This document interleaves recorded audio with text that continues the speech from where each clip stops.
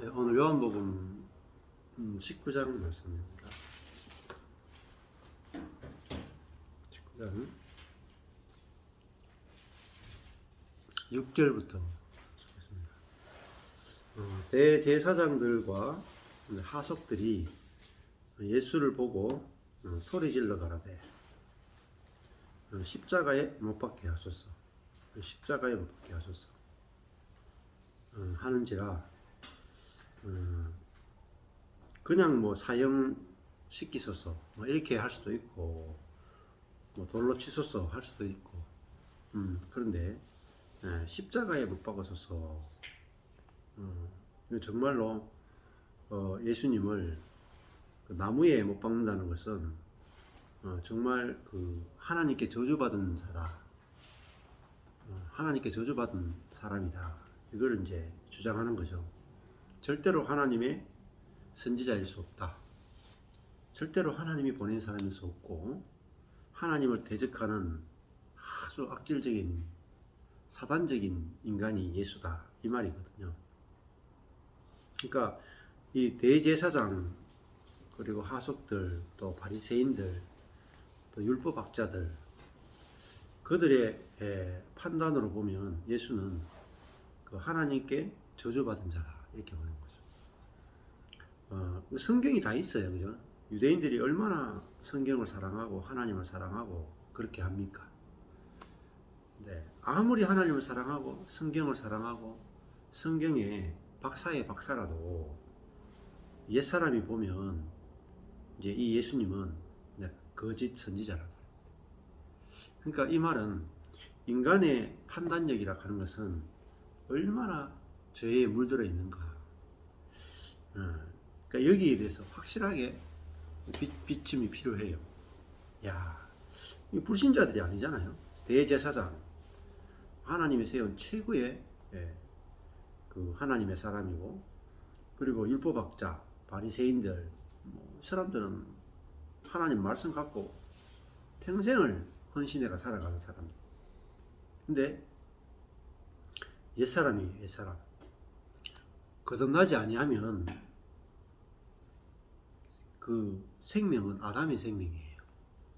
그래서 예수님이 요한복음 시작할 때 니고데모가 왔잖아요. 니고데모는 여기는 대제사장들보다 더 선한 사람이에요. 하나님을 누구보다 더 사랑해. 그런데 거듭나지를 못했단 말입니다. 그러니까 거듭나지 못하면 말짱 꽝입니다. 그럴 때 거듭난다는 게 뭐냐? 위로부터 태어나는 거예요. 성령으로 출생하는 거예요. 그 말은 이 거듭난다, 성령으로 태어난다, 이 말만큼 오해가 많은 말씀이 없어요. 뭐 말은 다 쓰죠. 뭐 성령으로 태어난다, 거듭난다, 뭐 엄청나게 많이 쓰는 구절이잖아요. 우리는 거듭난다 하면 예수 믿으면 거듭났다, 이렇게 생각하죠. 근데 거듭났다는 말은 다시 태어났다, 다시 태어난 거죠.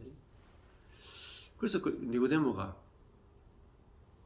사람이 어떻게 다시 태어날 수 있습니까? 어머니 뱃속에 들어갔다가 다시 나와야 됩니까? 예수님이, 야, 니 이스라엘의 선생으로서 그것도 모르냐? 그러니까 성경을 아무리 연구해도 거듭나는 거 하나 모르는 거예요. 그러니까 옛사람은 아무리 성경을 1만 독을 해도요, 옛 끝밖에 발견을 못합니다. 그러니까 성경 자체의 문제도 있겠지만은 성경을 보는 사람이 누구냐는 거예요. 성경을 보는 사람. 내가 옛사람이면 성경을 아무리 뒤지고 옛 끝밖에 안 나와요. 예수님이 성경을 볼 때하고 바리새인이 성경을 볼 때 찾아내는 게 다릅니다. 우리나라 속담에 그런 거 있다 하더라고요. 호랑이 뭐더라? 볏짚 뒤집듯이 한다, 뭐 이런 말이 하더라고요. 정확한 표현은 아닌데, 뭐 호랑이 호랑이가 뭐 먹고 싶은 게 있어가지고 볏짚을 싹 뒤지잖아요. 그럼 바스락 뭔가 있을 것 같아. 아무리 뒤져도 없는 거라. 소리는 요란한데 아무것도 없어. 마찬가지로 성경을 저도 PBS도 하고 묵상도 하고 뭐 배우기도 하고 많이 신학교도 가고 했는데 제가 복음을 딱 깨닫고 나니까 진짜 한 단어도 몰랐더라. 구원이라는 단어의 의미도 모르는 거라. 믿음이라는 단어의 의미도 모르는 거라. 예? 성령이라는 의미도 모르는 거예요.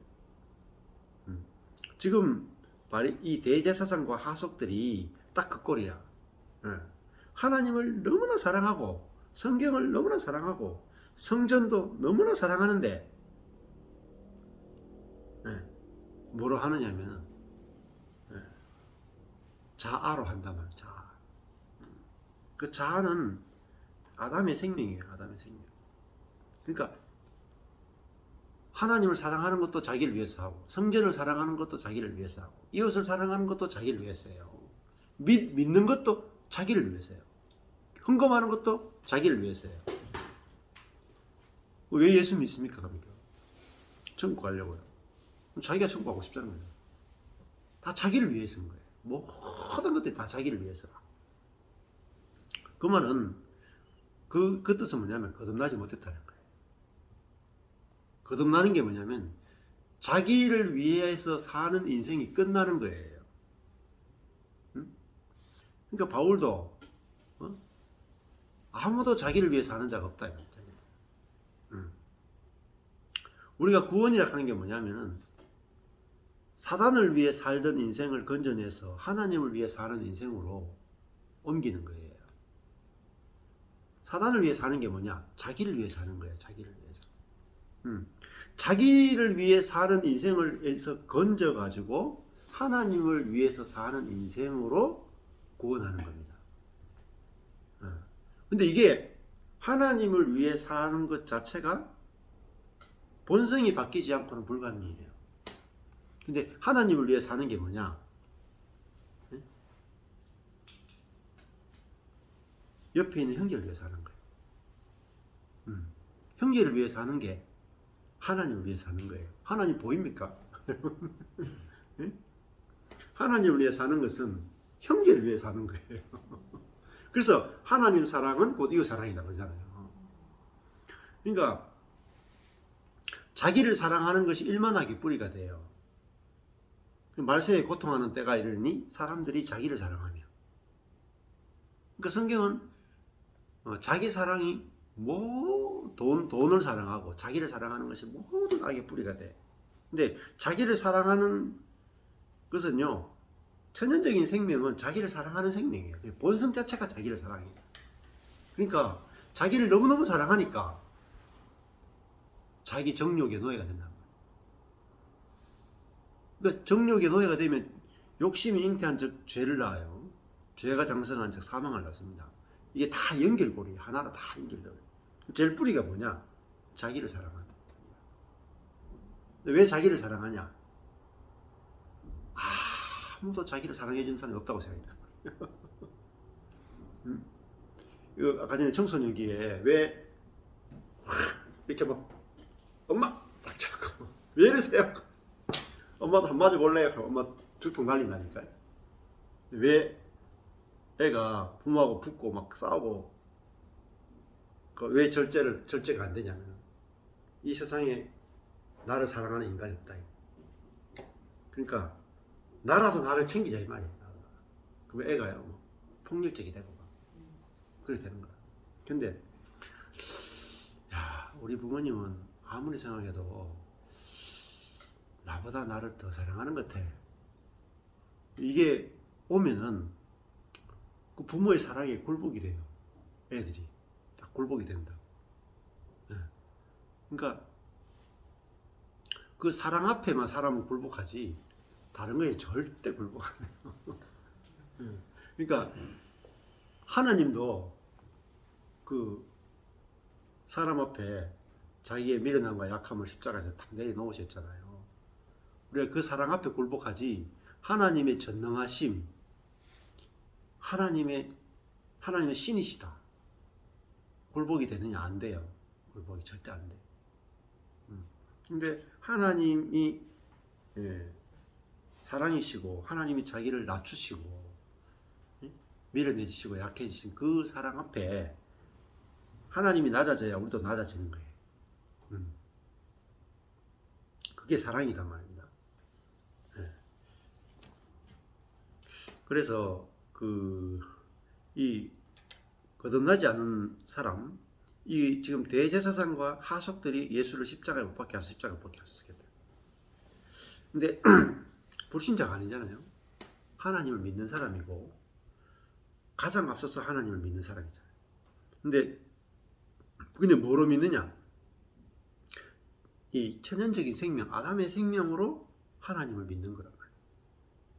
그러면 속는 거라. 우리가 내 자신이 속아요. 내가 하나님을 사랑한다라고 속아요.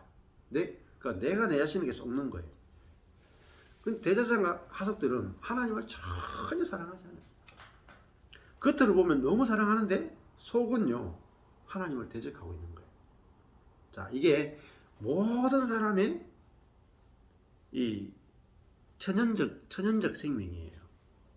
그러니까 대제사장이 예수를 십자가에 못 박을 정도면 모든 사람의 천연적 생명은 볼 게 없다는 거예요. 정말 볼 게 없는 거예요. 왜 이야기를 하냐면은 이걸 알아야 우리 자신의 천연적인 생명을 미워할 수 있단 말이에요. 미워 보여야 버릴 수가 있어요.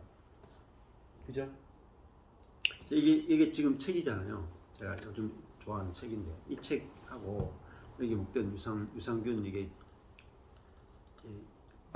빈정이 있잖아요. 이거는요 버리라 하면 어떻게 할까요? 버리라 하면요 냅다 버려요. 근데 이거 버리라 하면요 못 버린다니까. 여기에 가치 있을 동안에는 못 버려요. 가치 있을 동안 내가 이게 가치가 있다고 여겨질 때는 못 버린대. 근데 얘가 이 책을 다 봤는데 이 책이 진짜 쓰레기야. 쓰레기야. 돈 저기 지금 이거 2만 6천 8천 되나 주고 샀는데 이렇게 내용을 보니까 완전 쓰레기라. 그러면요 쓰레기인 걸 딱 아는 순간에 다시는 안 봐요. 버려요. 근데 왜 사람이 자기를 부인하거나 자기를 버리지 못하냐면 자기가 너무 괜찮기 때문에, 자기가 쓸만하기 때문에. 이만하면 쓸만하다는 거예요. 근데 지금 십자가에서 예수님이 보여주는 예수님도 뭐예요? 예수님도 대사장 정도가 아니고 예수님도 옛사람은 죽어야 된다는 거예요. 이게 십자가예요. 그렇죠? 죄를 안 지은 예수님도 천연적인 그 육의 생명, 예수님의 첫 생명은 십자가에 죽어야 된다는 거예요. 그 예수님도 죽어야 된다. 왜 그럴까요? 예수님 속에 뭐가 있었어요? 아버지 뜻대로 마옵시고 내 뜻대로 해주십시오가 있었죠. 그렇잖아요. 자기 뜻이 있었잖아요. 자기 뜻. 그러니까 예수님도 첫 생명은 아담으로부터 물려받았던 그 자기중심적 본성이 있는 육을 갖고 사셨잖아요. 그거는 십자가에 죽는 것 외에는 끝내는 방법이 없단 말이에요. 자, 근데 거기서 이 옛 생명에서 뭐가 나와요? 욕심이 나오고, 정욕에서 죄가 나오고, 죄에서 관계가 단절되는 사망이 나온단 말입니다. 모든 고난이 나온단 말이에요. 고난이. 수많은 고난은 선악과를 먹고 타락한 그 생명에 있단 말입니다. 자, 그래서 예수님의 십자가는 죽어야 된다 하는 것을 우리에게 확실하게 보여주는 거죠. 그러니까 죽어야 된다는 말은 뭐 고칠 수 없다는 말이고, 그다음에는 고칠 필요가 없다는 말이에요. 고칠 필요가 없다. 근데 이걸 보는 게 진짜 은혜란 말입니다. 그래서 성령으로 죽고 예수님이 부활하셨잖아요. 부활의 생명은 철저하게 성령으로 사는 생명이라고. 성령으로 사는 거예요. 자, 그래서 성령으로 사는 거 어떻게 사느냐? 성령으로 살아야 되는 그 필요성이 내 속에서 발견이 돼야 돼요. 발견. 필요는 발명의 어머니다 이러면 필요가 있으면 그걸 간절히 원하게 돼 있어요. 필요가 없으면 그걸 원하지 않게 돼요. 저도 제 능력이 딱 끝나니까 내 능력으로는 이제 못 살겠구나 하니까 그 하나님의 영이 내 속에서 살아 주셔야 되구나 하는 간절한 그 가난한 갈망이 저절로 생기더라고요. 나는 제가 막 12년 동안 이런 선택 저런 선택, 큐티 할까, PBS 할까, 이런 소그룹을 할까, 저런 소그룹으로 할까, 셀을 할까, GTF를 할까, 이거 계속 선택하고 살았거든요. 그래서 나름 선택을 잘했다고 생각했어요. 근데 제가 선택했는 게 다 망했어요. 다 망하고 나니까 그 선택할 때마다 감동들이 있었다니까. 성령의 감동, 하나님의 인도하심도 있었고 열매도 있었어요. 근데 그거 하다가 완전히 망해버렸잖아요. 완전히. 그러니까 저의 지혜로 성령의 감동을 받았다고 생각하고 선택했던 그것들이 완전히 망하니까 저의 지혜를 미워할 수밖에 없더라고요. 저의 선택력, 저의 지혜로 말미암아 선택했잖아요. 제가 감동받아 선택했잖아요. 큐티하고 선택했잖아요. 근데 그 모든 것들이 다 쓰잘데기 없는 것이었구나. 그냥 주님이 이끄신 대로 따라가면 됐는데 내가 이 길입니까 저 길입니까 알려고 했던 모든 것들이 다 무너지는 그 경험을 통해서 주님을 성령을 쫓아 따라가는 거구나 이걸 알게 된 거예요. 물론 성령을 쫓아 따라가야 된다는 요거를 딱 배우기 전에 제 육적으로 지혜로 생각하고 결정하고 노력하고 했던 이것들이 이거 다 해봐야 실패를 경험하는 거예요. 실패. 근데 그 실패가 모여서 저의 어떤 지혜로운 자아가 지혜롭다고 생각하는 그 자아가 깨진 거죠. 내가 지혜롭다고 생각하는 그게 옛사람이거든요. 옛사람. 자, 지금 대제사장들도 예수를 왜 십자가로 못 박아라 그러겠어요? 자기의 지혜가, 자기의 판단이 옳잖아요. 그렇죠? 이때 분명히 대제사장들은 내 판단이 옳다, 착하다 이렇게 생각했다거든요. 그래서 18장 14절에 보면은 가야바 대제사장 가야바가 이랬죠. 가야바는 유대인들에게 한 사람이 백성을 위하여 죽는 것이 유익하다 라고 권고했어요. 그러니까 예수가 십자가 못 박혀 죽으면 모든 유대인들이 로마로부터 공격을 안 받고 편안하게 살 수 있다. 근데 예수가 등장해가지고 사람들을 선동해가지고 메시아가 돼가지고 로마하고 붙자 이러면 로마와 이스라엘이 전쟁을 벌이면 얼마나 많은 사람이 피를 흘리고 죽겠냐. 그래서 차라리 그럴 바에는 예수 한 명을 죽이면 온 백성이 다 편안하지 않겠느냐. 이게 뭐죠? 가야바의 지혜잖아요. 가야바의 지혜. 대제사장 가야바가 문제를 해결하기 위해서 아주 지혜를 내놨죠. 지혜. 근데 그 지혜가 하나님을 대적하는 것이다. 우리 인생도요. 어디서 틀어지느냐. 선택할 때 나의 지혜로 선택하기 때문에 고생길로 접어듭니다. 악과 고난은 어디서 오느냐? 나의 지혜를 신뢰하기 때문에. 그래서요, 이거 되어봐야 돼요. 심하게 되어봐야 돼요. 내가 나의 지혜를 가지고 선택했는데 완전히 재산이 쪽박이 나든지, 내가 내 자신의 이 육신의 건강을 믿고 하다가 완전히 병이 들어가지고 완전히 힘을 완전히 잃어버린 사람이 되든지, 그런 우리가 정말 되어본 경험이 있어야만 우리가 거기서 돌아설 수 있게 되는 거예요. 하나님이 그걸 통해서 우리로 하여금 하나님께 복종하고 따라갈 수 있는 그런 새로운 사람으로 우리를 만들어내시네요. 자, 그러니까 대제사장들은 그리고 여기 예수님 주변에 있던 모든 사람들은 다 옛사람이잖아요. 그러니까 철저하게 아주 이성적으로 성경적으로 생각해서 또 심지어는 율법적이잖아요. 예수님이 안식일을 어겼죠. 성전을 허물라 그랬죠. 명백하게 율법을 어긴 거예요. 그렇잖아요. 정결 예식도 안 지키죠. 그리고 또 뭐냐면은 예수님이 율법 어긴 게 중에 하나가 뭐냐면은 부정한 이방인의 집에 들어가고 그 백부장이 오락하면 백부장 집에 막 들어가려고 하는 거예요. 그리고 세리 있잖아요. 세리 삭개오 집에 들어가 버려. 들어가면 어떻게 돼요?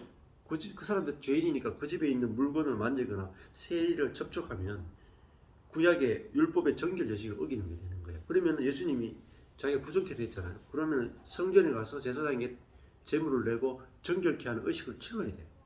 안 해요. 생략. 그러니까 예수님이 율법을 다 어기는 거예요. 그러니까 예수님이 율법을 어기니까 당연히 대제사장이나 바리새인들이나 율법학자로 보면은 율법을 어겼기 때문에 당연히 죽여야 되잖아요. 그 율법대로 한 거예요. 율법대로. 그 다른 말하면 성경대로 한 거예요. 그러니까 성경대로 한다고 해서 성경적인 게 아니에요. 사실. 거기에 함정이 숨어 있단 말이에요. 함정. 우리가 성경대로 살면 된다. 그렇지 않아요. 그 성경을 누가 봤느냐, 누가 해석하느냐 따라가지고요. 마음이 다릅니다. 예수님이 성경을 해석하는 거하고요, 유대인들이 성경을 해석하는 거예요. 같은 성경 가지고 완전 다릅니다. 지금도 그렇죠. 지금 21세기에 와도 같은 구약 성경을 쓰는 대표적인 사람들이 있어요. 구약 성경을 믿는 사람이 누구냐면 유대인들이죠. 구약 성경만 믿는 사람들 유대인들이죠. 구약 성경 더하기 신약 성경을 믿는 사람이요, 기독교인이에요. 근데 이슬람은 어디까지 믿는 줄 아세요? 구약 성경도 믿고 신약 성경도 믿고 코란까지 믿어요. 이슬람 사람 최고야. 세 가지나 믿어. 웃기죠? 근데 어때요? 유대인들하고 기독교인하고 이슬람 사람들 하나가 됩니까? 철천지월수야. 철천지월수. 다 성경이잖아요. 세 단체, 세 종교 다 성경 가지고 간다. 근데 절대 어울릴 수 없어요. 왜 그런지 아십니까? 자아가 성경을 보고 자아가 성경 해석합니다. 그러니까 성경과 짝을 이루려면 나는 미련합니다라는 사람과 성경이 만나야 돼. 나는 지혜롭습니다. 자기 지혜를 신뢰하는 옛사람과 성경이 만나면 성경이 사단의 도구가 돼. 성경이 아무 무용지물이에요. 오히려 성경이 뭐죠? 악마의 책이 돼요. 이 너무너무 중요한 거예요. 그래서 성경은 인간 쪽에서 해석하고 들어가는 게 아니다. 하나님 쪽에서 우리에게 계시해 주시는 거잖아요. 자, 그만큼 지금도 영적으로 사람들이 막 어두워요. 그 성경 펼쳐놓고 막 읽는 거야. 막 알고 싶어가지고 막 읽는데 뭘 찾느냐? 하라 하지 말라고 찾아. 하라 하지 말라고 찾아. 다 방황밖에 못합니다. 목사님들도 성경을 몰라. 성경 연구할 시간이 없어요. 예배에만 인도한다고. 다 예배 인도한다고. 성경을 연구할 시간이 없어. 제가 목사 해보니까 알잖아요. 신학교 교수님들은 그냥 자기 신학 공부한다고 이성적이고 합리적으로 공부를 하고, 그 다음에 신학교 교수님들도 마음대로 성경을 못 읽어요. 왜냐하면 우리 총신대학원에 가도 교수님들 있잖아요. 성경 펼쳐놓고 성경을 묵상하는데 어떻게 묵상하냐면 우리 개혁주의, 칼빈주의 안에서만 성경을 해석해야 돼요. 칼빈주의를 벗어나서 성경을 해석해서 가르치죠. 교수에서 잘립니다. 교수직이 박탈당하는 어디 있어? 왜냐면 우리 교단은 칼빈주의만 받아들이도록 서약하고 들어와야 돼. 감리교는 감리교 교리 안에서만 성경을 해석해야 돼요. 성결교는 성결교 안에서만 성경을 해석해야 돼요. 그죠? 침례교는 침례교 안에서만 해석해야 돼요. 캐톨릭은 캐톨릭 안에서 성경에서 이건 뭐죠? 이미 안경은 다 주어져 있어요. 빨간색이든 파란색이든 이미 안경이 다 주어져 있다. 그럼 뭐 행사나 조계종에서 나오겠다는 것 같은 거지. 그렇지.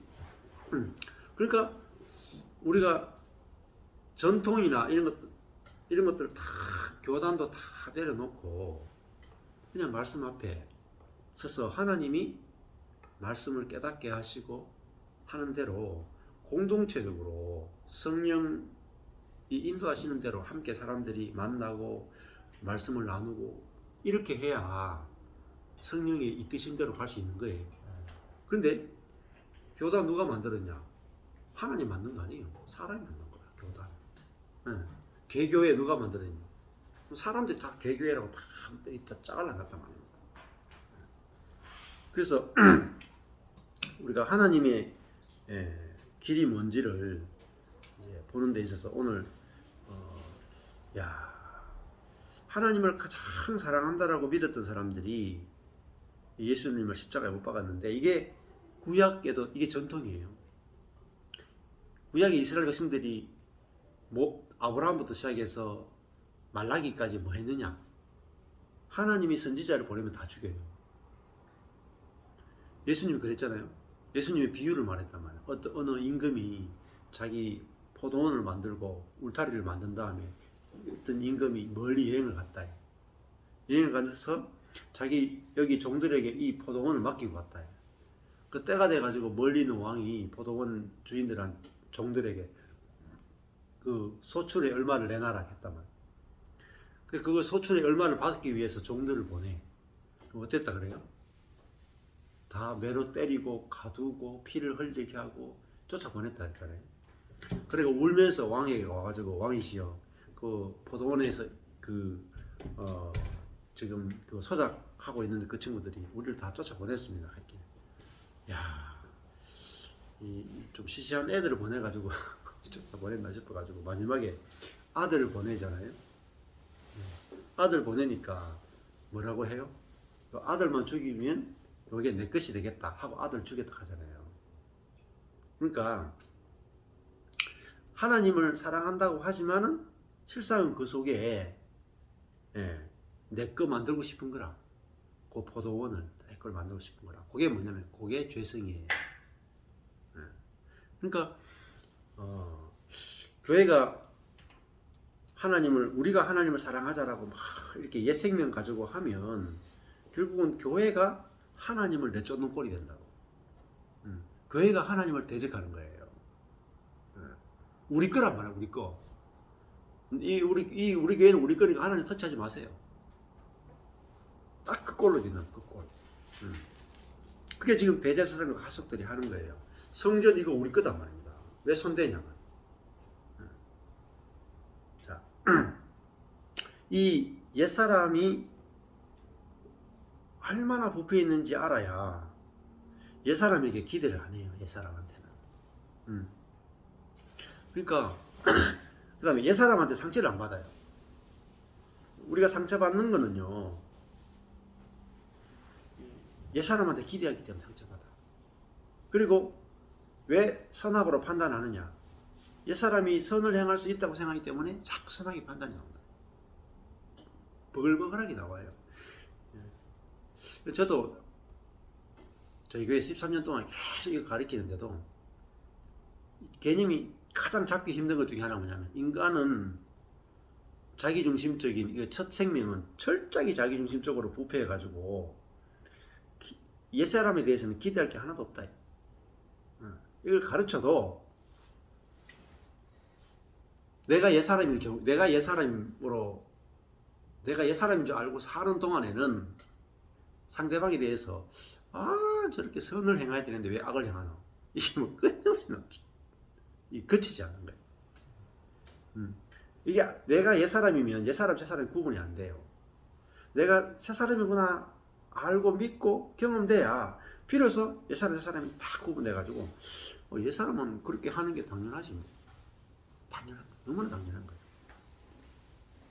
너무나 당연하기 때문에 판단하고 비난하는 게 없어지는 거예요. 자, 예수님이 지금 대제사장들이 자기를 막 십자가에 못 박게 하소서 하고 지금 말도 안 되는 재판으로 이끌어 가잖아요. 그 빌라도도 유대인들에게 밀려가 예수님을 재판하고 막 지금 죽이는 쪽으로 막 가고 있단 말이에요. 예수님 어떠세요? 정의로 깨어나서 이거는 불법입니다. 나는 죄가 없습니다. 나는 내가 오히려 선하고 저 사람들은 악합니다. 선악을 해요, 안 해요? 전혀 안 한다고. 왜냐? 사람 자체가 빌라도도 그렇고 유대인들도 그렇고 다 선하게 물들어 있는 거라. 자기 중심적인 거라. 여기에 지금 사단에게 철저하게 지배당하고 있는 거예요. 그러니까 이 사람들이 불법적인 재판을 해도 예수님은 그럴 수밖에 없는 거야. 그럴 수밖에 없다는 걸 아는 거예요. 그러니까 그대로 끌려가잖아요. 이게 어둠이거든요. 어둠이거든. 사람들이 자기한테 그렇게 자기를 십자가에 못 박을 수밖에 없어요. 그러니까 끌려가시는 거예요. 끌려가시는.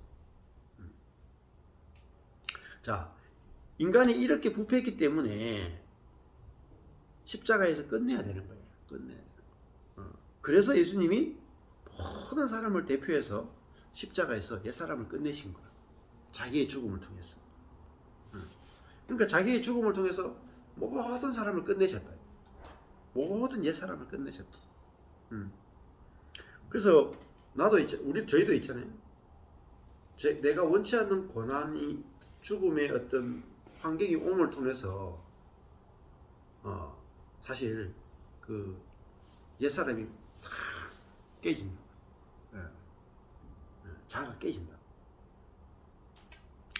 자, 그래서 나는 그에게서 빌라도가 이렇게 말하잖아요. 너희가 친히 데려다가 십자가에 못 박으라. 6절에 보면은 나는 그에게서 죄를 찾지 못하노라. 자, 눈에 보이는 죄는 없죠. 근데 예수님이 죄에 있는 육신을 입고 있기 때문에 예수님도 십자가에서 죽고 부활해야 된다. 이게 아주 중요한 거예요. 그래서 예수님이 천년적 생명이 죽어야 됐다면 안 죽어야 될 사람은 아무도 없는 거예요. 안 죽어야 될 사람. 근데 우리는 그 죽고 끝나야 되는 그 사람을 가지고 자꾸 칭찬받으려고 하고 인정받으려고 하고 사랑받으려고 한다. 여기서 모든 문제가 생겨나는 거죠. 자, 8절에 보면 빌라도가 이 말을 듣고 7절에 보면 유대인들이 대답하되 우리에게 법이 있으니 그 법대로 하면 저가 당연히 죽을 것은 저가 자기를 하나님의 아들이라 했다. 이 하나님의 아들은 결국은 이제 하나님의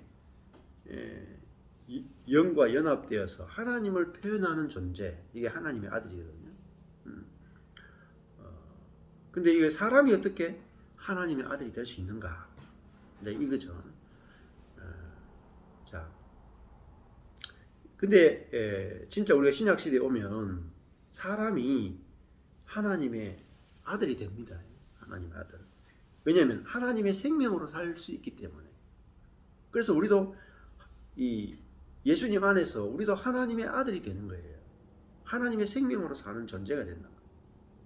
자, 이걸 사람들이 유대인들의 철저히 관념이 이거예요. 하나님은 하나님이고 사람은 사람이다. 유대인들은 하나님과 사람은 철저하게 다르고 분리되어 있다고 생각하는 거예요. 이원론이죠. 하나님은 하나님이고 사람은 사람이다. 그러니까 유대인들이 믿는 하나님, 유일신 하나님이에요. 근데 예수님이 믿는 하나님은 그게 아니에요. 하나님과 사람이 연합하여 사는, 사람과 연합하는 하나님을 믿었다. 달라요. 완전히 달라요. 지금도 기독교인들이 하나님을 믿기는 믿지만은 나와 연합해서 하신 하나님 안 믿어. 나와 분리된 하나님 믿는다. 그러니까 나 자신으로 살 수밖에 없는 거예요. 계속. 8절에 가니까 빌라도가 이 말을 듣고 두려워하는 거예요. 와, 혹시 하나님의 아들이 어쩌지? 두려워했어요. 근데 그만큼 뭐죠? 예수님을 딱 만났는데 예수님에 대한 소문도 들었겠죠. 일반적인 사람하고 다른 분이구나. 그래서 두려움이 왔단 말이에요. 이 죄인이 죄수임에도 불구하고 빌라도 속에 두려움이 왔다. 9절에 다시 관정에 들어가서 예수께 말하되 너는 어디로 서냐? 어디라는 말은 출처를 말하는 거예요. 출처. 예수께서 대답하여 주지 아니하시는지라. 네가 어디서 왔느냐? 내가 하늘에서 왔다. 그러면 빌라도가 그렇습니까? 앉으시죠. 그 말 한마디면 이제 해결될 수도 있는데 대충 대답을 못 하잖아요. 그 대답을 안 하시는 거예요. 그냥 죽어야 되기 때문에. 빌라도가 이 죽도록 결정해야 되기 때문에 대답을 안 해요. 묵묵부답. 10절에 빌라도가 가로되 내게 말하지 아니하느냐? 네가 말만 하면 내가 너를 놓아줄 권세도 있고 십자가에 못 박을 권세도 있는 줄 알지 못하느냐? 그러니까 빌라도는 총독의 권세가 자기 거라고 생각한 거야. 자기. 이 예수를 죽일 권세, 십자가에 못 박을 권세, 놓아줄 권세. 자기 총독의 권세를 자기가 선택한다고 생각하잖아요. 자유의지죠. 그죠? 빌라도는 자유의지를 믿었단 말이에요. 내가 너를 죽일지 말지 내가 선택할 수 있다. 물론 권세가 있는 줄 알았죠. 근데 빌라도가 예수를 놓을 권세나 십자가에 못 박을 권세가 자유의지가 있는 것 같지만 사실은 없어요. 왜냐하면 하나님이 십자가에 못 박지 못해 하면요 빌라도가 아무리 권세 있어도 못해요. 빌라도가 그날 밤에 황충이 먹어 죽을 수도 있어요. 그러니까 인간이 자유롭게 선택하고 자기의 권세를 마음껏 부릴 수 있는 것처럼 착각하지만 예수님 뭐라고 말씀하시냐? 11절에 보면 예수께서 대답하시되 위에서 주지 아니하셨다면은 하나님이 너에게 총독의 권세를 주지 아니했다면 또 나를 이렇게 체포돼서 이끌오도록 네 앞에 놓도록 하나님께서 허락하지 않았다면 나를 해할 수 있는 권세가 네게 없다. 권세가 없어서 그래요. 보세요. 예수님 얼마나 담대합니까? 총독 앞에도 총독의 권세가 하나님의 권세 아래에 있는 피조물의 권세라는 걸 아는 거죠. 그럼 목사님 그 여기서 나를 내게 넘겨준 자의 죄는 더 크다. 이제 이러면 이제 빌라도의 죄보다 그 넘겨준 자들의 유대인들의 죄가 더 크다 이 말입니다. 네, 그렇죠. 그러니까 빌라도는 지금 떠밀려서 어쩔 수 없이 지금 가는 거고 유대인들은 아주 자기들이 주도적인 그거를 지금 죄를 짓고 있죠. 유대인들이 예수님의 기적이나 표적을 보고는 예수님께 대해서 환호를 했잖아요. 근데 갑자기 이렇게 변한 게 왜 그런지. 그렇잖아요. 그게 그 옛사람이니까 그런 거예요. 옛사람. 옛사람은 아무리 큰 기적을 봐도 지속력이 없어요. 예수님이 500의 기적을 일으켜도 그 믿음이 잠시 동안 머물러요. 믿음이 지속할 수 없어요. 구약에 예수님하고 모세하고 비교하면 모세가 훨씬 더 큰 일을 했잖아요. 홍해를 갈랐잖아요. 홍해를 갈랐는데 어때요? 홍해 딱 가르고 홍해 갈라지는 기적 봤으면 우리 어느 정도로 그 전율이 오래 갈 것 같아요. 평생 갈 것 같죠? 한 3일. 네. 얼마 못 가요. 한 일주일은 가겠죠. 목마르잖아요. 네. 광야에서 딱 목마르잖아요. 네. 하루만 목말라도 홍해의 체험이 다 사라져. 네. 내가 목마르면. 네. 그러니까 예수님이 앞에 아무리 많은 기적을 하나님을 통해서 보여줘도 네. 다 패스해요. 그러니까 우리가 기적을 체험하는 신앙은 사실은 잠시 감동을 주고 주님께로 이끌 수는 있어도 지속을 못 시켜요. 병 고치는 능력이 있잖아요. 아무 시잘데 없어. 네. 제가 아주 친한 목사님이 계신데 이분이 치유 사역 이런 걸 엄청 싫어했거든요. 성령 사역 엄청 싫어했거든요. 근데 어느 날 본인이 병이 들었어. 제가 아는 목사님이 찾아가가지고 회개하라 했어. 성령 사역을 회방해가 병 걸렸다고. 근데 회개했어. 회개하고 나서 이제 나았거든요. 낳고 나서는 내가 회개했기 때문에 성령사역에 막 쫓아다니는 거야. 쫓아다녀가지고 자기는 이제 믿음도 별로 없는데 능력도 없는데 그냥 어떤 사람이 목사님 어떤 사람이 지금 말기 암에 걸려가지고 3개월 선고받았는데 하여튼 뇌암인가 그랬어. 기도 좀 해주십시오. 그래가지고 병원에 가가지고 목사님이 그냥 짧게 기도했대요. 예수님 이름으로 나아라. 진짜 왔는데 왜 나와 붙는 거야? 그래 제일 놀란 게 목사님이다. 아니 이게 된단 말이야 이게. 믿음 사실 목사님 없었는데. 이게 된단 말이야. 그 사람 나가 너무 좋아가지고 막 교회 와가지고 목사님 감사합니다 하고 가족들도 데려오고 막 그랬어. 좀 있으니까 주일날 친구들이 꼬시는 거야. 야 주일날 등산 가고 놀러 가자. 그럼 교회 고리 타고 나니까 앉아가 뭐하냐. 꼬시켜가지고 이제 교회 안 오고 막 계속 돌아다니고. 근데 또 다시 암이 재발해가 다른 쪽으로 암이 재발해가지고 얼마 있다가 돌아가셨어. 그러니까 이게 인간의 부패성이야. 부패성이라 하는 거는 마치 그 아주 그 된장찌개를 끓여놨잖아요. 며칠 가요? 네. 뭐 많이 가봤자 3일이에요. 많이 가봤자 이틀 정도 지나면 이게 부패한단 말이에요. 마찬가지예요. 옛생명 자체가요. 이미 그 안에 옛생명 자체가 이미 선악의 바이러스가 들어있어요. 선악의 바이러스가 들어있고 자기 중심의 바이러스가 들어있으니까 이렇게 이거를 불에 넣어가 확 끓이면 괜찮잖아. 근데 먹을 수 있는데 3일 지나면 그 안에 또 바이러스가 확 올라가지고 이게 완전히 다 부패해요. 그래서 이 부패하는 걸 막으려면 어떻게 돼요? 계속 끓여야 돼. 계속 끓여야 돼. 죽을 때까지 끓여야 돼. 이게 옛사람이야. 근데 끓일 때는 괜찮지. 안 끓이고 두잖아요. 끓이는 걸 중단하는 순간에 부패가 옵니다. 인간의 부패성은 상상을 초월해. 근데 내가 옛사람은 인간이 얼마나 부패인지 안 보여요. 안 보여. 그러니까 안 보이니까 이 옛사람에게 뭐예요? 모든 소망을 다 거는 거예요. 모든 지혜, 모든 기대를 다. 그래서 옛사람을 고치기 위해서 기도하고 큐티하고 성경 공부하고 금식하고 다 해.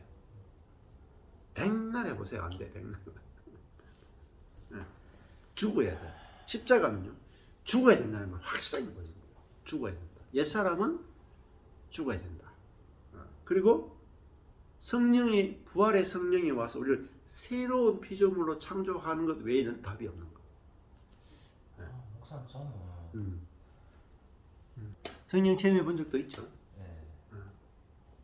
체험은 얼마 안 가잖아요. 성령 체험은 밥 먹는 체험하고 똑같아. 네. 밥 먹어본 체험 있죠. 있죠. 배불러 본 체험 있죠. 그렇죠. 얼마나 가요? 얼마 안 가죠. 딱 한 끼 가잖아. 네. 그게 구약적 성령 체험이에요. 아무리 설명해도 못 알아듣는다. 진경이도 몇 년 동안 내한테 왔잖아. 네. 몇 년 동안 설명해도 못 알아듣잖아. 네. 왜냐면 구약적 성령 체험하고 신약의 생명의 성령은 달라. 그러면 방언을 체험할 때 다 구약적 성령이라. 되게 황홀하고 그러면은 그거는 이제 성령의 주된 역할이 아니에요. 성령 진짜 신약의 성령은 죽은 자에게 임하는 거예요. 죽은 자.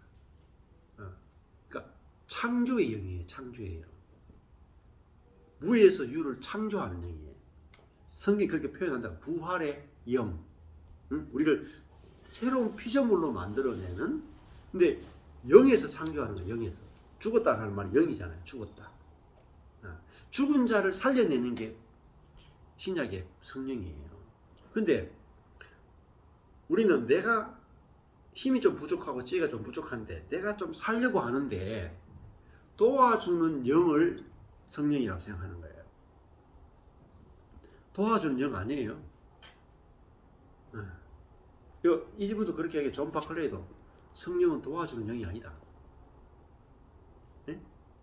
벼랑 끝에 갔을 때 나타나는 영이다. 벼랑 끝에 표현을 치면.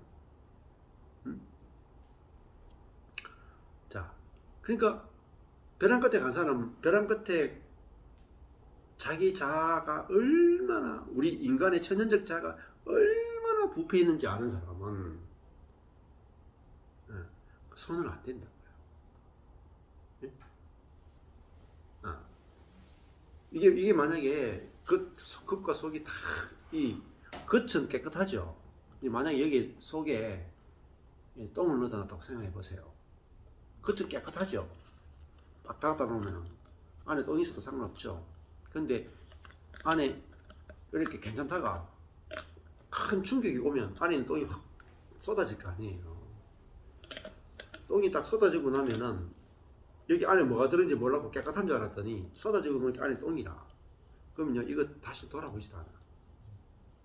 그러니까 천연적 자아가 진짜로 부패했고 진짜로 똥 그 자체고 철저하게 선으로 자기를 포장하는 가짜고 사단이라는 것을 보는 게 최고의 계시라. 그게 영혼의 어두운 밤이라 말이에요. 근데 인간의 철저한 부패성을 보는 것 자체가 말씀으로 보여주셔야 되고, 성령이 환경을 안배해 가지고 내 속에서 얼마나 더러운 것이 나오는지를 실제로 나오게 해 주셔야 돼. 이게 우리 모든 사람 안에 똥이 들어 있는데, 근원적인 죄가 들어 있는데 이거 튀어나오기가 어렵다니까. 우리가 이거 튀어나오면 내가 똥 되니까 자존심 상하잖아요. 부끄럽잖아. 그러니까 전부 다 이게 무화과 나무 옷을 딱 가리는 거라. 절대 안 나오도록 다 덮는 거라. 근데 이걸 덜쳐내는 게 누구냐? 성령이시라니까요. 성령이 역사하는 사람마다 속에 있는 게 더러운 오물이 확 나오는 거라. 그래야 내 천연적인 사람, 천연적인 생각, 천연적인 감정, 천연적인 의지를 똥이구나 아는 거야. 똥이구나. 그러니까 저절로 미워하고 버리게 되는 거예요. 그게 성령이 하시는 가장 놀라운 사역이에요. 가장 큰 은혜예요. 성령이 하시는 가장 중요한 사역이에요. 우리 옛사람이 허물과 죄로 죽어있는 상태라는 걸 보여주는 거예요.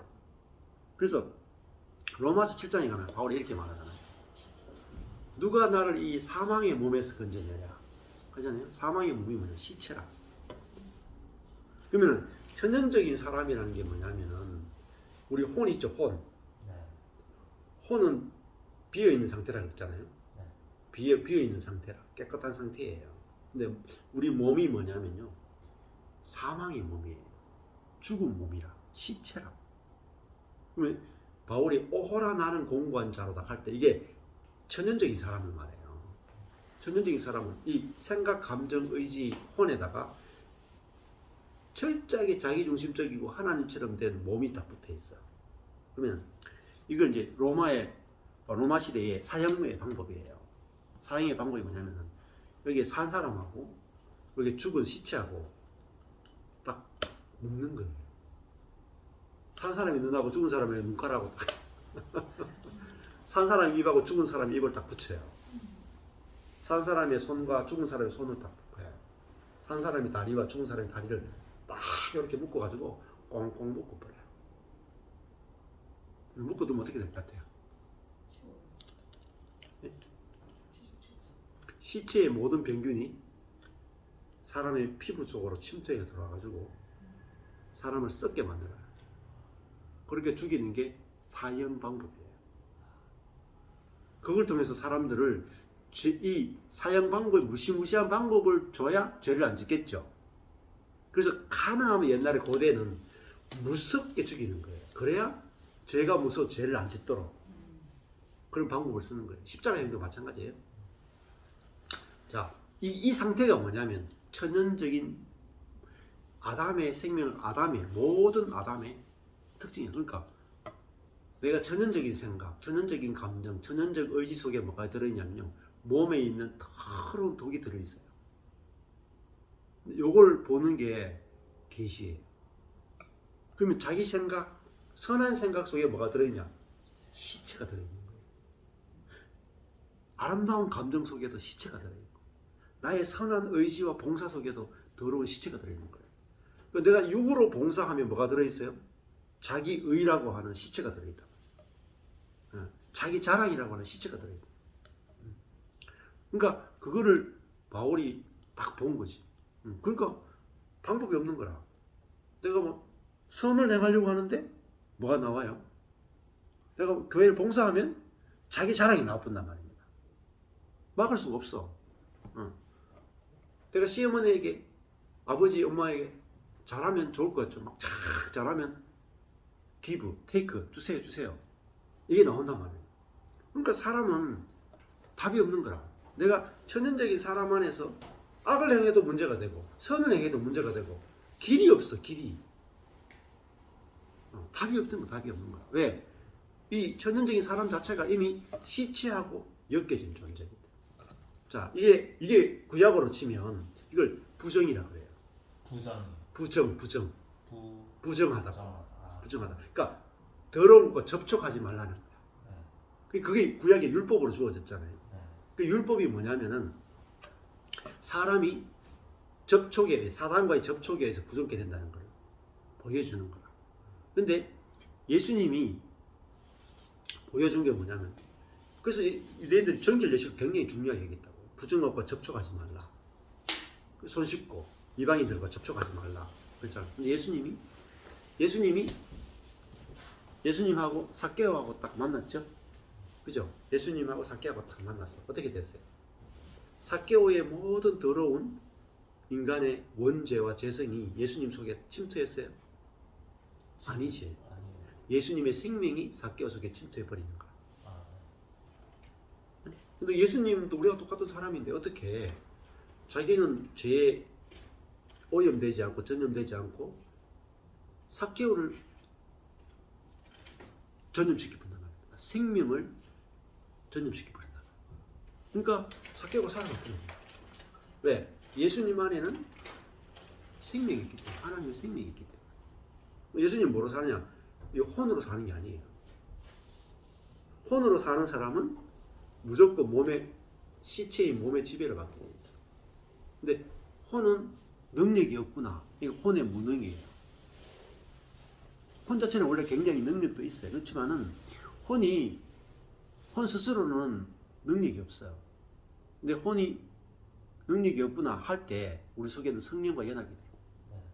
성령과 연합이 돼야 우리 몸에 있는 이 죄를 이겨요.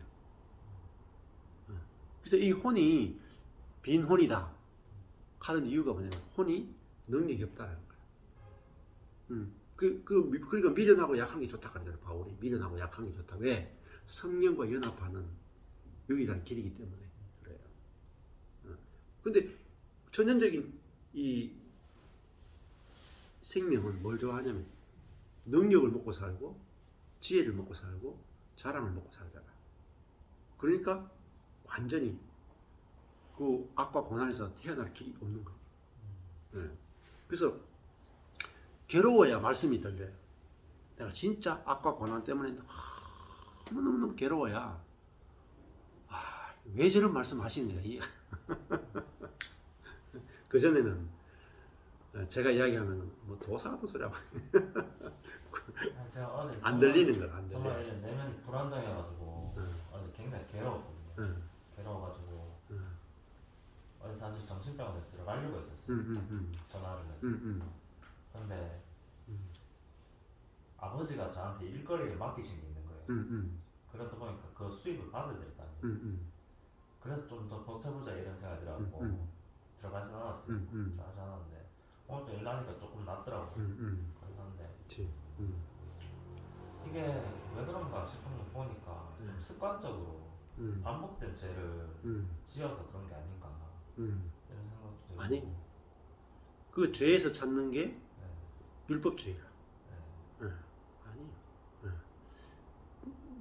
그 죄도 죄에서 찾는다 하면은 이 행위적인 죄 때문에 그런 게 아니라 근원적인 죄 때문이라. 근데 제가 제 스스로를 보는 게 이제 율법인데 율법이긴 한데 생각을 해보니까 뭐 사회생활을 하는 것도 아니고 집에 계속 있어갖고 뭐 음란물이나 보고 자유행위나 하고 이런 거 계속 노출돼 있으면 우울증이 올 수밖에 없는 것 같더라고요. 아니 그것 때문에 그런 게 아니라 그것 때문에 그런 게 아니고 그거를 정죄하기 때문에. 네. 그 행위를 하기 때문이 아니고 그 행위에 대해서 율법을 가지고 판단하고 정죄하기 때문이야. 왜 그렇게 하느냐? 내가 그런 교회에 다니기 때문에. 율법을 가지고 가르치는 교회에 다니니까 내가 계속 율법을 받잖아. 그럼 나는 정죄하지. 정죄하는데 무슨 에너지가 있어요? 자기를 정죄하는 사람은 에너지가 없어. 우리는 은혜를 받아야 에너지가 생기거든. 근데 계속 나를 정죄하는데 어떻게 에너지가 있겠어? 없어요. 그래서 교회 다니는 사람들 에너지가 없는 거야. 교회 다녀도 에너지가 없는 거라. 열정이 없는 거라. 사랑이 없는 거라. 왜? 안 받거든. 받지를 못해. 잠시 그냥 밥 먹듯이 간식 먹듯이는 찔끔찔끔 은혜는 오지만은 변치 않는 은혜가 안 오는 거야. 변치 않는 은혜. 나의 어떠함과 상관없이 끊임없이 넘치는 그 말씀대로 안 살잖아. 복음대로. 율법으로 살지. 복음으로 안 살잖아. 죄가 더한 곳에 뭐예요? 은혜가 더하잖아. 그렇게 읽어도 말씀하고 반대로 살잖아. 죄가 더한 곳에 심판이 더하다고 지금 생각하잖아. 네? 그렇죠? 죄가 더한 곳에 심판이 더한 게 아니에요. 그게 율법주의라. 죄가 더한 곳에 심판이 더하면 예수님이 와가지고 사다를 다 죽여버려야지. 노아 홍수 때처럼 물로 다 썰어버려야 되지. 불로 다 태워야 되죠. 예수님은 오실 때 심판하러 온 게 아니라니까. 우리 구원하러 왔잖아요. 네. 그러니까 기본적인 전제가 뒤집어져야 돼. 옛사람으로 살면 옛사람은 철저하게 율법적 인간이다. 근데 새사람은 생명의 사람이야. 살리는 사람이야. 복음하고는 좀 별개로 의학적으로 만약에 음란물 많이 보면 아니 의학적 소리가 없어. 내가 손상이 된다. 아니 그 의학적으로 풀면 의학적으로 푸는 게 다 율법적이라. 네. 그죠? 의학 누가 만들었는데? 하나님 만들었는데. 복음보다 복음이 하나님의 지혜라. 의학은 뭐죠? 세상의 지혜라. 자연적 지혜라. 예? 네. 그거는 그냥 데이터를 걸 수 있어. 그럼 예를 들면 내가 죄를 짓는다 치자. 그러면은 그 왜 죄를 짓는지 의학은 밝혀내지를 못하잖아. 그럼 예를 남자는 남성 호르몬이 있기 때문에 그러면 내가 죄를 짓는 업력을 품는다. 그러면 업력이 안 나오려면 어떻게 해야 되나? 남성 호르몬을 없애면 되잖아. 그럼 남자가 없어지는데. 성령 감퇴가 돼. 그러니까 성령 감퇴하는 거 약을 준단 말이야. 그거 외에는 못해 의사는. 근데 하나님은 내가 겪고 있는 게 고난이잖아. 악과 고난이잖아. 악과 고난의 문제를 해결하는 게 복음이에요. 근데 왜 중경제가 오늘은 복음 듣다가 내일은 율법 듣다가 한 6일은 율법 듣는 거야. 하루 딱 와서 복음 듣는 거라. 율법하고 복음을 딱 합치면 뭐가 된지 아세요? 율법이야. 그게 갈라디아서라. 갈라디아서. 그러니까 율법 자체를 완전히 그러니까 육신으로는 율법을 못 지켜요. 성령으로는 율법을 완성시켜. 이 부분이 확실하게 알아야 돼. 그리고 그리스도 예수 안에 있는 자에게는 결코 정죄함이 없다라는 말씀이 있잖아요. 그러면은 그러면 그리스도 예수 안에 있는 정죄하는 게 없다 그러놓고 또 고린도전서 반대 가면은 가늠하는 자는 쫓아내라 하잖아요. 말이 맞아 안 맞아? 그 목사 말씀 말이 안 맞잖아. 일리가 맞는 것 같아요. 맞다고 인정이 되는데 근데 이렇게 말씀을 들으면 전 또 넘어지거든요. 그렇지. 정말 단호하게 그러니까 해결해야 된다. 아니 단호하게 해결 안 된다니까 지금. 단호하게 해결하려는 그 사람이 옛 사람이라니까. 넘어져도 괜찮다가 새 사람이라. 정죄하지 않는 사람이 새 사람이라. 정죄해서 나를 일으킬 수 없어요. 내가 만약에 자매들은 무슨 문제가 다 되면 분노의 문제가 많이 있다. 자매들은 굉장히 디테일하거든. 그러니까 디테일한 부분이 남자들이 딱 건드리면 계속 분노가 올라와. 그러면 내가 분노하지 않으라 결심하면 돼요? 안 되죠. 똑같은 문제라. 결심을 하고 되냐 안 된다니까. 근데 하나님 해결책은 두 가지라. 하나는 분노해도 된다. 죄를 지어도 된다. 예. 판단하고 정지하는 죄를 지었다 안 지었다 판단하고 정지하지 않는 게 하나님의 사랑이고 은혜라. 밖에서 그런 거야. 밖에서 해결책은 은혜의 복음이라. 근데 안에서 해결책은 성령으로 말미암아 죄를 이기는 생명이 나오는 거야. 그러니까 밖과 안이 다 해결돼야 돼. 그게 두 가지 은혜의 복음과 십자가의 복음이다. 근데 두 가지 중에 하나도 잘 모르고 있다 지금. 복음을 모르는 게 지금 내 문제지. 그 반복적인 죄가 문제가 아니에요. 그래서 복음을 들으라 하잖아. 복음을 들으라. 계속 노력하기 때문에 지는 게 넘어지는 거야. 노력하기 때문에 넘어지는 거야. 노력 안 하기 때문에 안 넘어지는 게 아니라. 그러니까 내가 죄를 이기려면 뭐가 있어야 돼? 능력이 있어야 돼. 그러면 내가 능력 있는 인간이 돼야 되잖아. 하나님 내게 능력을 요구하느냐? 아니라니까. 그럼 다 율법주의라 다시. 끊임없이 그러니까 진경제가 약하단 말이다. 약함이 좋아 보이면 끝나. 근데 약함이 좋아 보이지 않고 강한 게 좋아 보이잖아요. 그게 옛사람이라. 내가 자꾸 강해지고 싶은 거라. 죄도 이기고 싶은 거라. 진경제는 그런 게 아니라 모든 그리스도인들이 죄를 이기고 싶어 해. 그게 옛사람이라.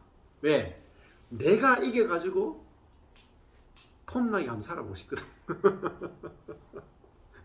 나는 죄를 이만큼 이겼다라고 자기를 자랑하고 싶거든. 그것도 그런데 너무 고통스러우니까 그렇죠. 그 고통스러운 게 누구냐 말이야. 옛사람이에요. 죄에 넘어져가지고 죄책감으로 힘들어하는 그 사람이 누구냐? 옛사람이라니까. 그 옛사람이 그리스도와 함께 죽었단 말이야. 그리스도 십자가에서 예수님과 함께 죽여줬단 말이야. 그걸 은혜라 그러는 거예요. 근데 이 은혜는 이야기하지 않고 지은 죄에 대해서 용서만 선포하고 또 죄 지으면 또 회개해라 그러고 그럼 회개는 또 어디까지 가느냐? 고치는 데까지 가야 된다고 또 강요하고 이거는 가스라이팅이에요. 진짜. 복음이 아니고 심각한 영적 가스라이팅이다. 그게 교회에서 목사님들이 영적 가스라이팅 한다. 내가 그랬다면 내가. 가스라이팅이 뭐죠? 사람을 덜덜덜 볶는 거지. 협박하고 공갈하고 사람들을 괴롭히는 거지. 계속 괴롭히는 거지. 내가 그렇게 살았더라고 목사로서. 내가 그 율법밖에 모르니까. 근데 하나님은 심판하시는 분이 아니란 말이야. 심판. 하나님의 심판은 우리에게 복을 주기 위한 사실은 사랑의 심판이다. 근원 자체가 근원이. 그걸 알아요. 내가 죄에 넘어진다 할지라도 하나님은 유아서 뱃살 내가 얼마나 많이 이야기했어요. 레테를 안 붙인단 말이야. 선과 악의 레테를 안 붙인단 말이야. 자꾸 레테를 붙이자. 내가 붙이자. 하나님 안 붙인다. 내가 붙인다니까. 이 몹쓸 인간, 이 더러운 인간. 내가 자꾸 레테를 붙이는 거야. 자살이야, 자살. 그래서 펀치넬로가 사람들이 붙여준 이 벌점, 내가 붙인 벌점에 탁 붙이고 엘리한테 딱 가니까 엘리가 너희들이 붙인 거잖아. 내가 안 붙였어. 나는 그거 하나도 안 중요해. 나 그거 안 봐. 너는 내가 쓰기 위해서 지었어. 너는 특별해. 온전해. 충격을 받는 거야. 내가 언제 온전하다는 말씀을 들어야 되냐면 내가 죄를 짓고 나서 내가 죄를 지은 자리에서 하나님 나 온전하다는 그 말씀 들을 때 내게 은혜가 흘러 넘치는 거야. 배에서 생수의 강이 넘치는 거야. 100% 복음인지는 모르겠는데